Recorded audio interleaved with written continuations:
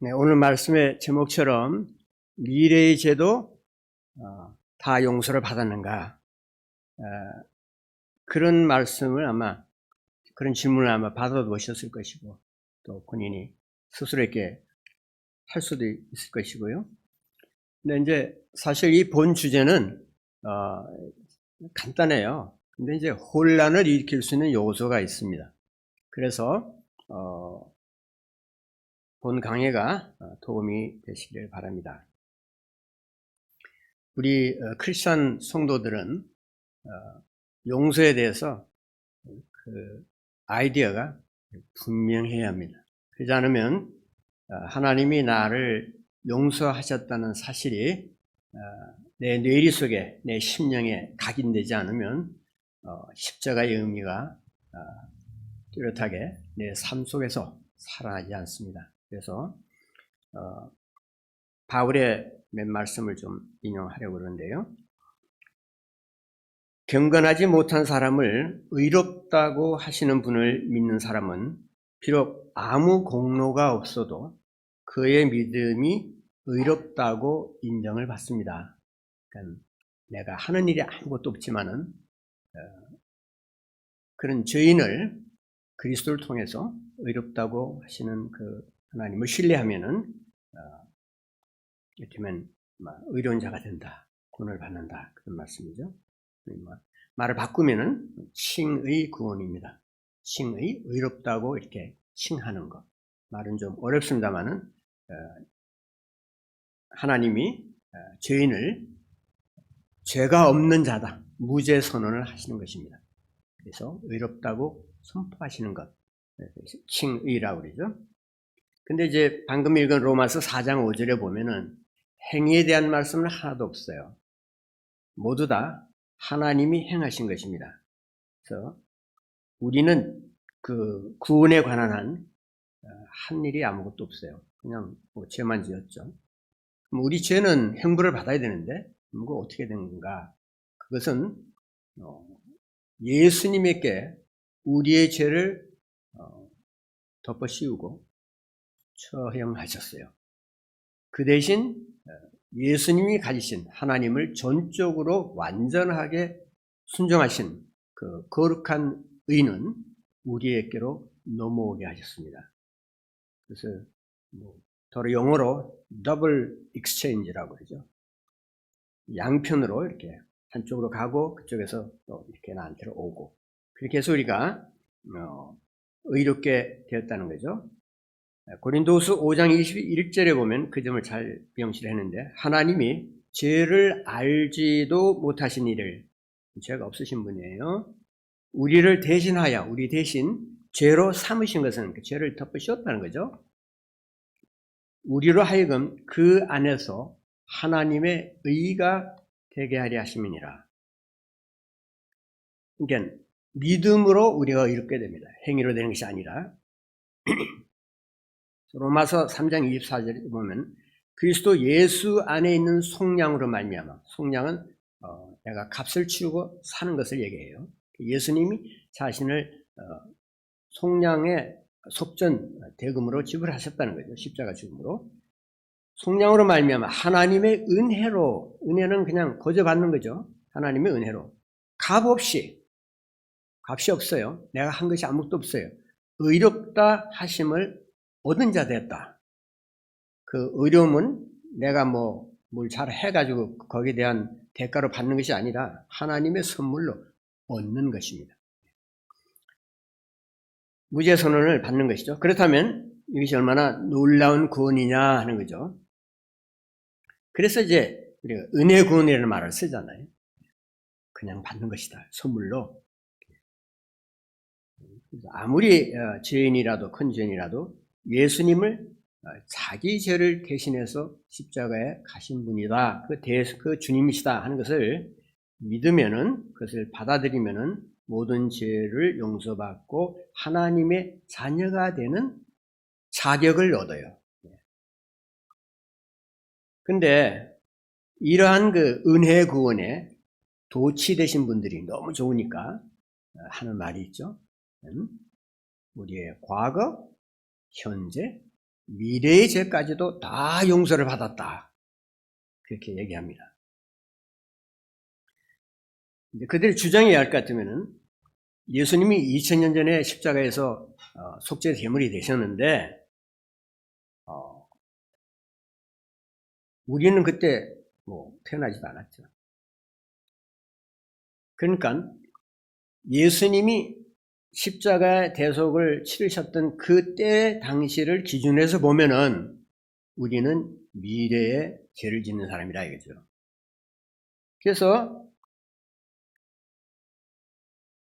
미래의 죄도 포함된 것이다.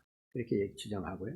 또 다른 것은 우리 하나님께서는 미래에 내가 죄를 지을 것이다 하는 것을 미리 다 아시고 용서하셨다는 거예요. 그러니 얼마나 좋으냐는 거죠. 그런데 과연 그럴까요? 듣기는 굉장히 좋지만은 한번 이것은 우리가 살펴봐야 돼요. 왜냐하면 용서라는 이 주제는 우리 복음 신앙 안에서 굉장히 중요한 주제이기 때문에 그 개념이 오류가 있거나 하면 안 되겠어요. 예수님이 속죄 제물이 되셨는데 속죄 제물이 되신 것은 시공간을 초월하는 것이었습니다. 근데 그것은 어떤 사건이냐면 우리가 용서를 받을 수 있는 근거를 제공한 거예요. 십자가 구원은 그리스도의 역사적인 사건에 근거해서 실제로 일어난 일이니까요. 용서를 받을 수 있는 길을 여신 거예요. 무슨 말씀이냐면 무조건적인 것이 아니라 길을 여셨고 근거를 제공한 거예요. 예수님이 2000년에 돌아가셨다고 해서 모든 인류가 다 죄의 용서를 받는 건 아니잖아요. 십자가 대속에 그 자체만으로서는 죄는 용서를 받을 수 없어요. 효력이 발생해야 됩니다. 효력이. 효과가 나와야 돼요. 그렇게 되려면 그리스도께서 나의 죄를 대신해서 돌아가신 대속주시다 하는 것을 내가 믿어야 됩니다. 그리고 나의 주님으로 영접해야 예수 그리스도의 대속의 그 용서의 효과가 발생하는 것입니다. 이것을 로마서 2장 25절 표준 세번역에서 아주 굉장히 선명하게 번역했어요. 하나님께서는 이 예수를 속죄의 제물로 내주셨습니다. 그것은 그의 피를 믿을 때 유효합니다. 유효하다는 말이 중요하죠. 용서는 자신의 죄를 인정을 하고 하나님께로 돌아와서 회개하는 자들에게 주어지는 것입니다. 미래의 죄를 내가 미리 의식을 하고 회개할 수 없어요. 하나님의 용서는 그리스도의 속죄 피에 근거해서 회개하는 죄인들에게만 주는 것입니다. 자신이 앞으로 어떤 죄를 지을지 안 지을지 그거조차도 모르는 상황에서 아직 존재하지도 않는 죄를 용서받았다 이렇게 말하는 것은 모순이에요. 하나님은 내가 죄를 지을 것을 미리 아셨기 때문에 미래의 나를 죄를 용서하시는 것이 아닙니다. 하나님이 미리 아시는 것하고 그 예지 미리 아시는 것하고 용서하는 것은 다른 영역의 이야기입니다. 하나님의 예지를 용서의 근거로 내세우는 것은 논리의 비약이에요. 그래서 예수님은 제자들이 예컨대 배신할 거 다 아셨잖아요. 미리 다 아셨어요. 그렇지만 그것 때문에 제자들을 그 현장에서 그대로 그냥 용서하셨습니까? 아니죠. 십자가 사건이 있은 다음에 제자들이 진심으로 그야말로 가슴을 치면서 회개했을 때 용서를 받았죠. 베드로도 그렇지 않습니까? 심히 통곡했다 그랬죠. 하나님은 인간이 타락한 아담의 후손이라는 사실을 너무도 잘 아십니다. 이것을 미리 아시고 모르시는 것이 용서의 근거가 되는 것이 아니에요. 왜냐하면 하나님의 용서는 오직 십자가 대속에만 근거한 것이고 현재적인 하나님과의 교제, 매일 갖는 하나님과의 교제의 관계에서만 성립하는 것입니다. 용서는 왜 용서라는 것이 있는가? 용서의 목적이 뭔가? 그것은 하나님과의 어그러진 관계를 회복하기 위한 것이에요. 그것을 회복하려면 자동으로 되는 것이 아니거든요. 있지도 않은 죄를 용서하는 것도 아니고. 그래서 미래의 죄는 현재의 하나님과 갖는 교제에 아무런 영향을 주지 않아요. 왜? 실체가 없으니까. 존재하지도 않는 것이니까요. 미래의 죄를 용서하셨다는 것은 하나님의 은혜가 너무 크다. 하나님이 우리 죄를 철저하게 용서하셨다 하는 것을 좀 극대화해서 하나님을 찬양해야 하지 않느냐. 이제 그런 시도겠죠. 그러나 이것은 은혜를 과장하는 것입니다. 듣기 좋을지 모르지만 그 의도가 좋을지 몰라도 성경이 가르치지 않는 것을 내세워서 하나님을 찬양할 수 없어요. 그렇게 찬양하려고 하는 것은 과도한 경건입니다. 이런 식으로 우리가 하나님을 찬양하지 않아도 우리는 하나님의 은혜를 찬양할 수 있는 많은 이유들이 있어요. 그럼 이런 주장들이 도대체 뭐가 그렇게 문제냐라고 생각한다면 한두 가지 지적할 것이 있습니다. 첫째, 회개의 필요성을 경감시킵니다. 만약 미래의 죄까지 다 용서받았다면 고백해야 할, 회개해야 할 죄가 어디 있어요? 이미 다 용서하셨는데 그럴 필요가 없지 않겠어요? 만약 그것이 사실이라면 다음과 같은 성경 말씀이 무의미하게 되죠. 요한 1서에 보면은 9절에 만일 우리가 우리 죄를 자백하면 그는 미쁘시다는 말이 신실하시다는 뜻이에요. 잘 안 쓰는 말인데 성경에 계속 나옵니다.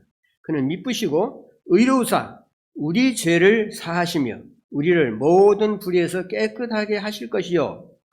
이 무슨 말씀이냐면 죄를 자백해야 용서받는다는 뜻이죠. 근데 미래의 죄까지 용서를 받는다면, 그걸 받았다면은 자백할 죄가 어디 있어요? 근데 그 다음 절에 보면 요한일서 1장 10절에 만일 우리가 범죄하지 아니하였다 하면 하나님을 거짓말하는 이로 만드는 것이니 또한 그의 말씀이 우리 속에 있지 아니하니라. 자백할 죄가 있다 하는 것은 무슨 말씀이냐면 미래의 죄가 용서된 것이 아니라는 반증이죠. 두 번째, 죄를 가볍게 여기게 됩니다. 현재의 죄뿐만 아니라 미래의 죄까지 다 하나님이 미리 아시고 미리 다 용서하셨다. 그렇게 된다면은 죄 짓는 일을 그렇게 대수롭게 여길 필요가 없지 않겠어요?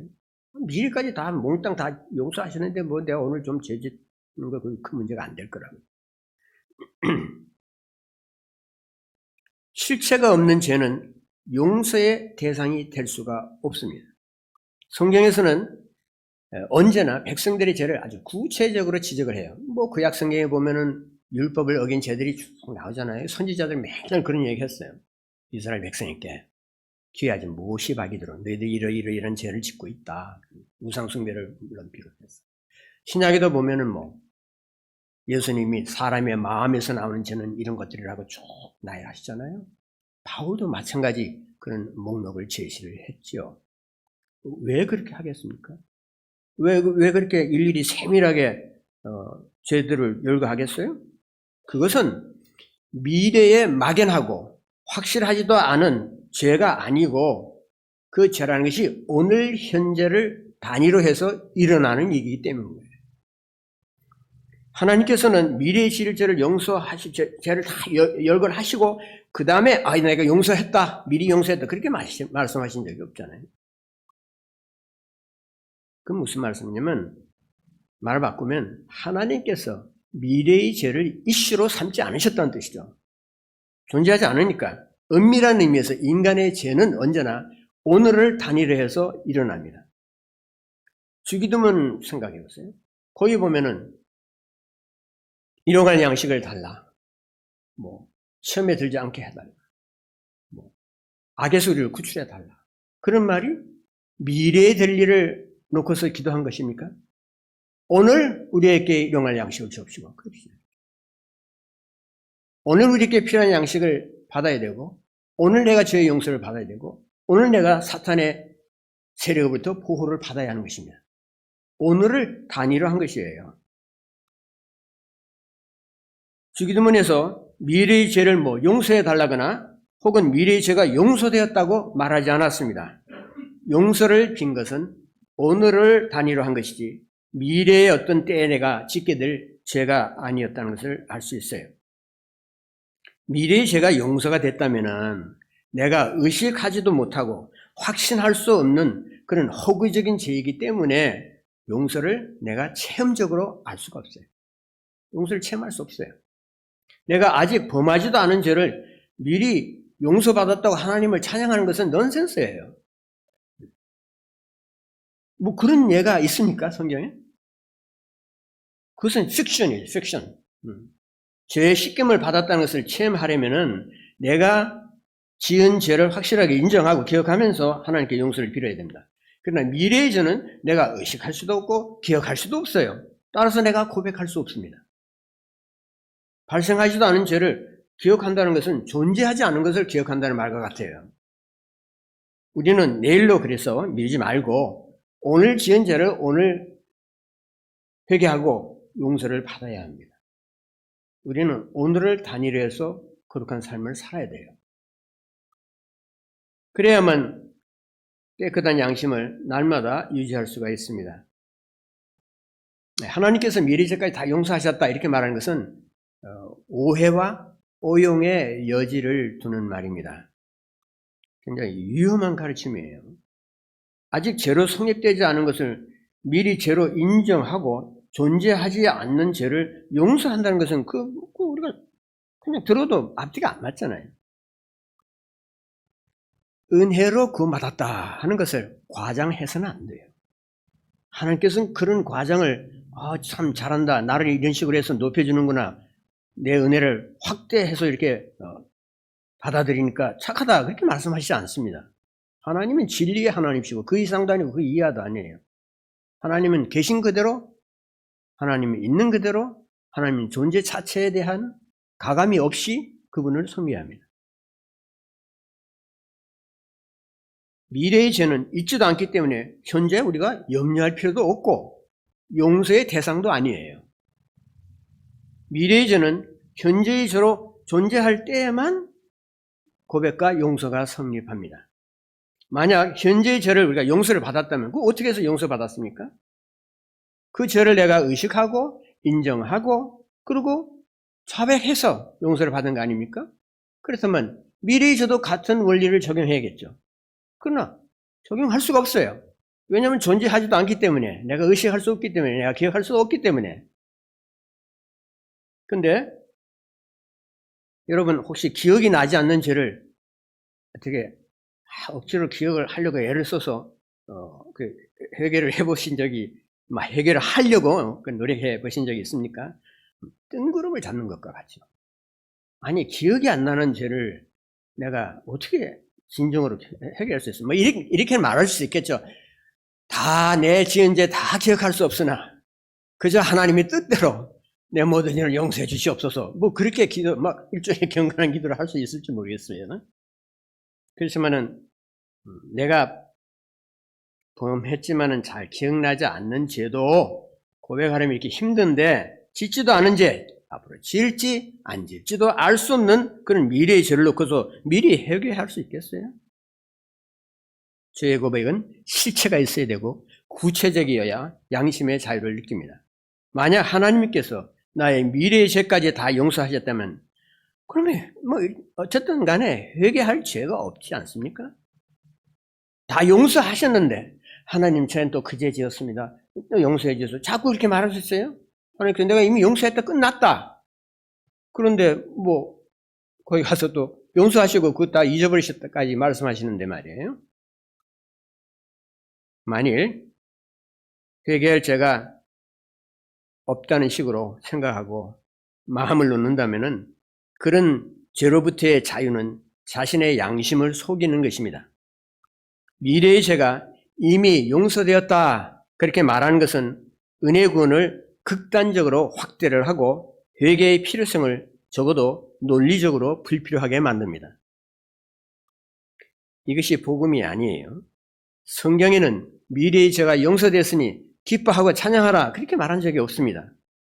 오늘의 죄를 날마다 회개하고 용서받으라고 가르칩니다.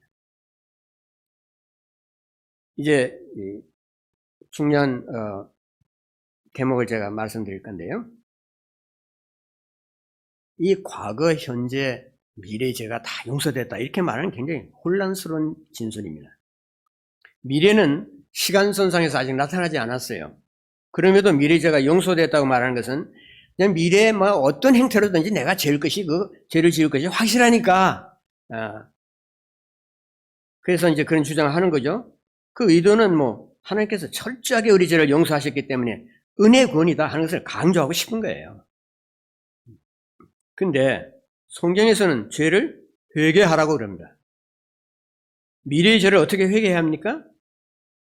한편으로는 과거, 현재, 미래의 죄가 다 용서됐다고 말하고 다른 한편으로는 현재의 죄를 모두 다 회개해야 한다 그렇게 말합니다. 그러면 이게 모순이고 혼란이잖아요. 왜 그런 혼란이 일어날까요? 용서받는 것을 하나님과 갖는 두 가지 형태의 관계를 구별하지 아니하고 하나의 카테고리로 제시하기 때문에 그래요.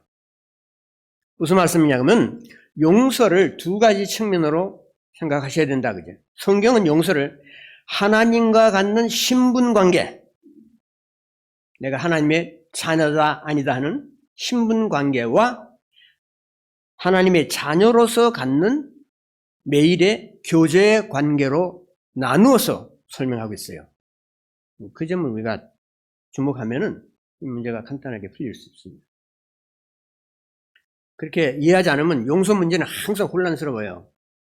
한편에서는 용서하셨다 그러고, 근데 다른 한편은 또 계속 회개하라고 그러고, 굉장히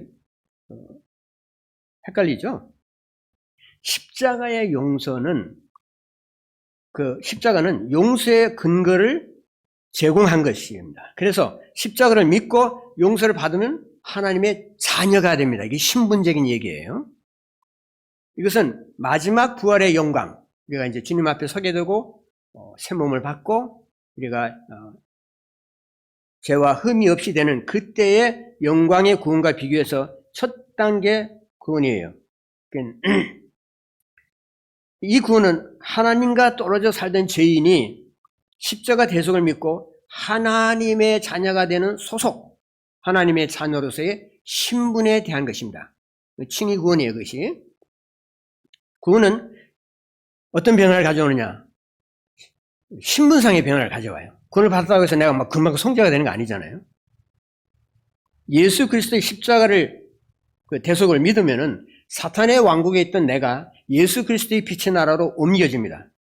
신분이 하나님의 자녀가 되고 나의 위치가 하나님의 나라에 들어간 백성이 되는 것이에요. 이것은 결정적이고 확정적인 사건이기 때문에 미래의 죄를 지어도 영향을 주지 않습니다. 나는 여전히 의롭다는 선언을 받은 하나님의 자녀의 신분을 유지하는 것입니다. 한번 하나님의 자녀가 되었으면 영원히 된 것이에요. 한번 하나님 나라의 호적에 들어갔으면 아무도 나를 그 호적에서 제거시킬 수 없어요. 그런 의미에서 영원한 구원입니다.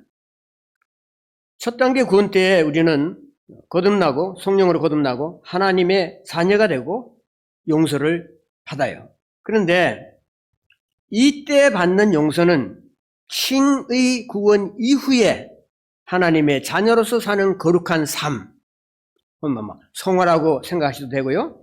그때 일상적으로 우리가 하나님의 관계에서 지은 죄를 회개하는 용서와는 다른 것이에요. 그걸 구별해야 되는 것입니다.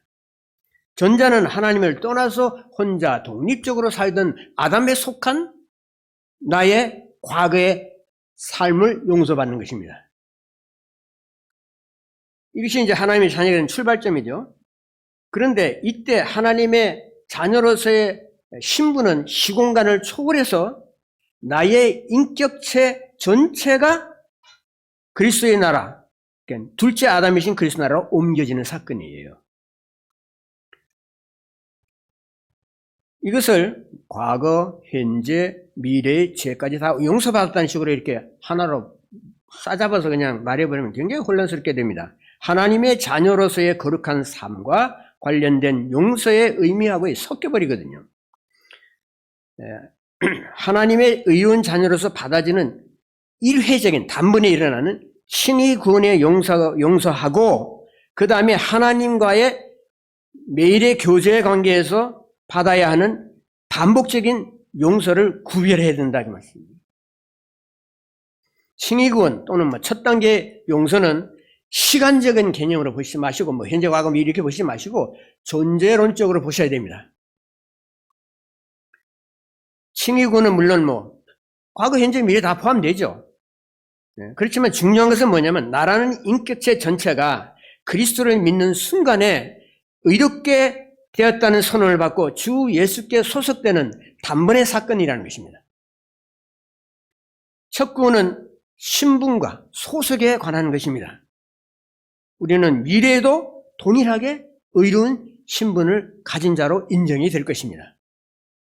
하나님과의 신분 관계는 첫 믿음으로 아주 확정이 됐어요. 그건 픽스가 된 것입니다.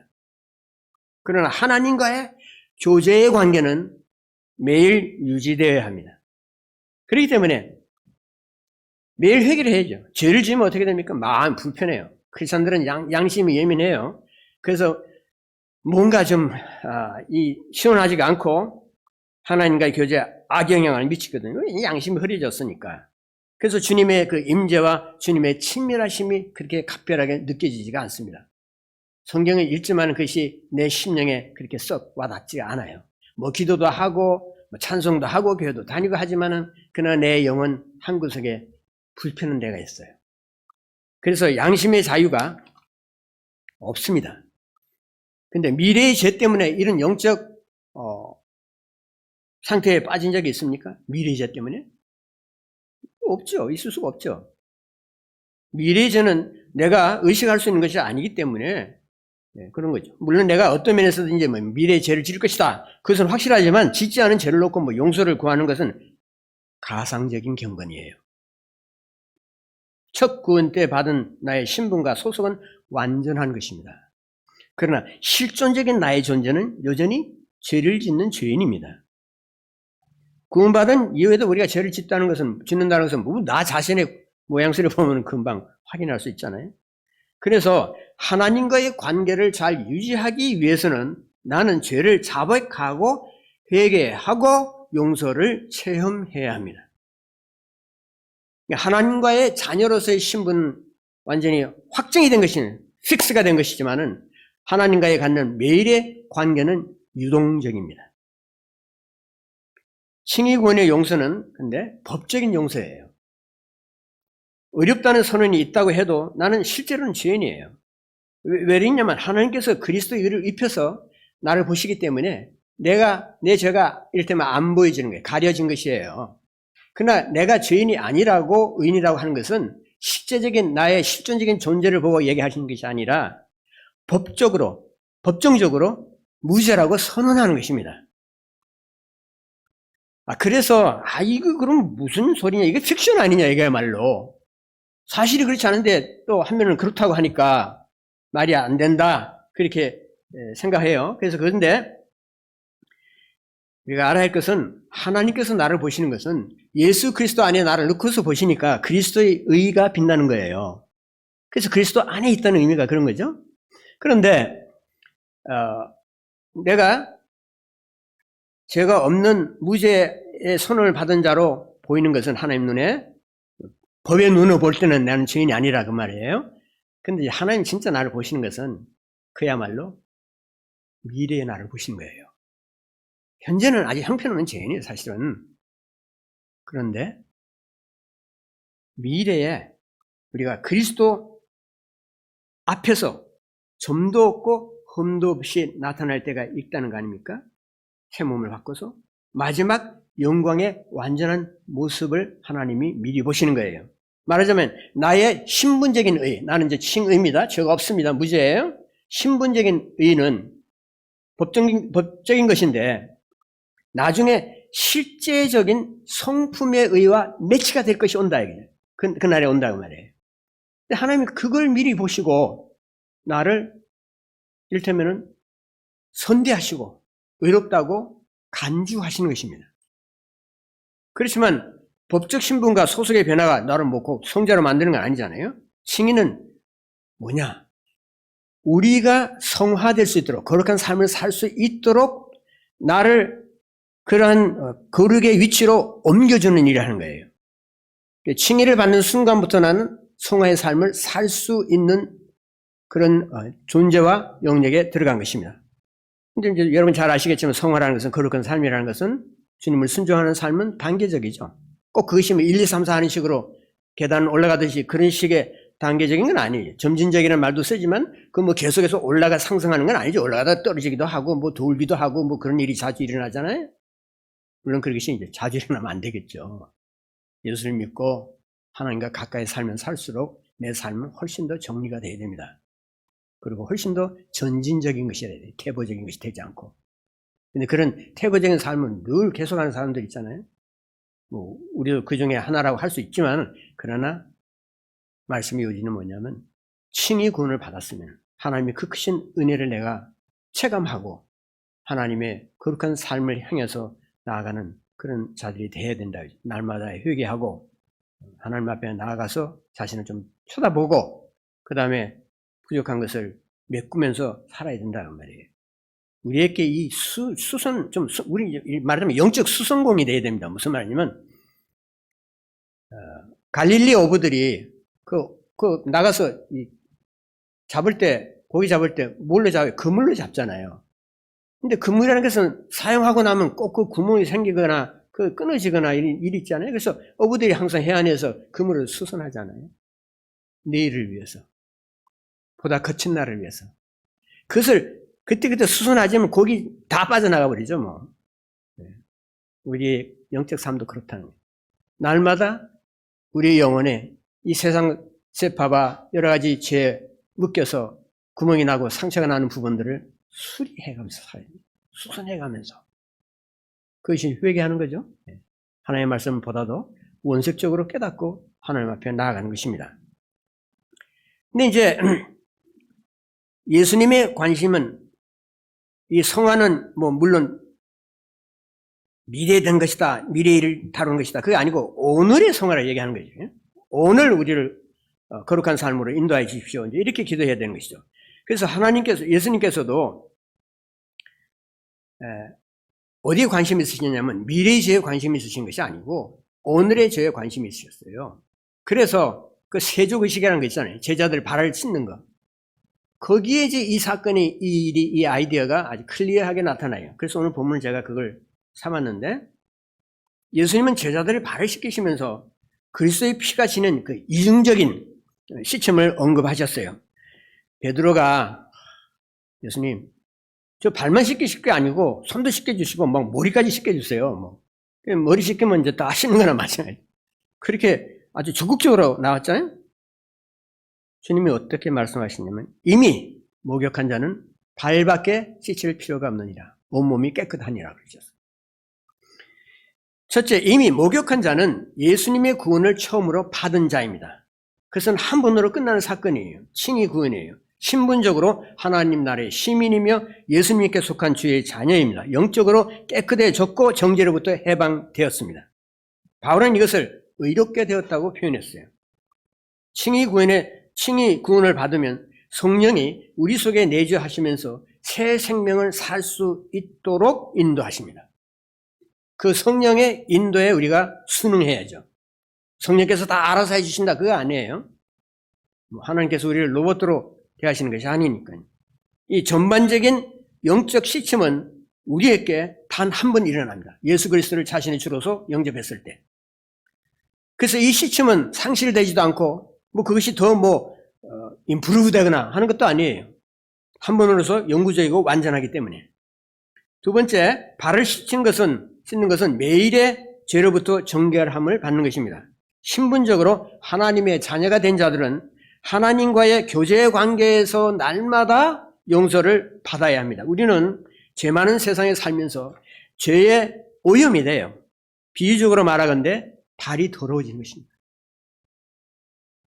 그래서 그리스도의 피로서 우리의 양심이 깨끗함을 받아야 합니다. 근데 몸 전체를 씻을 필요는 없다. 그러나 날마다 하나님의 영광에 이르지 못하는 죄 때문에 예수님이 우리의 발을 씻기도록 해야 돼요. 주님 저를 처음에 씻기셨을 때 현재 과거 미래 죄까지 다 씻기시지 않았습니까? 그러니까 저를 손대지 마세요. 이렇게 말할 수 있겠습니까? 네. 발을 씻어야 된다고 하셨어요. 오늘 죄인죄를 회개하고 오늘 용서를 받는 것입니다. 하나님과의 원만한 교제를 위해서 신분이 아니고 결코 짓지도 않은 미래의 죄가 미리 용서된 것은 아니에요. 우리가 성도로서 신경을 써야 하는 부분은 미래의 죄가 용서됐다. 그래서 좋다. 그것이 하나님의 놀라운 은혜다. 이렇게 말할 것이 아니라 오늘 현재에 살면서 그리스도의 거룩한 성품과 사랑의 삶이 드러나는 것입니다. 그리고 죄로 인해서 날마다 더럽혀지는 양심을 그리스도의 속죄의 피로서 씻고 용서를 받아야 돼요. 자, 우리 오늘 메시지의 타이틀로 다시 돌아가 봅시다. 미래의 모든 죄를 다 용서받았습니까? 칭의의 관점에서 보면은 우리는 과거, 현재, 미래의 나라는 인격체 전체가 의롭다는 인정을 받고 하나님의 자녀로 받아졌습니다. 그러나 미래의 죄는 현재의 용서의 대상이 아닙니다. 죄는 실제로 지어야 용서의 영역으로 들어오기 때문에 그렇습니다. 우리는 칭의의 용서를 확신하고 구원받은 하나님의 자녀로서 날마다 짓는 죄에 대해서 회개해야 됩니다. 그렇게 할 때에 죄를 용서받고 죄로 인해서 어그러진 하나님과의 관계가 회복이 됩니다.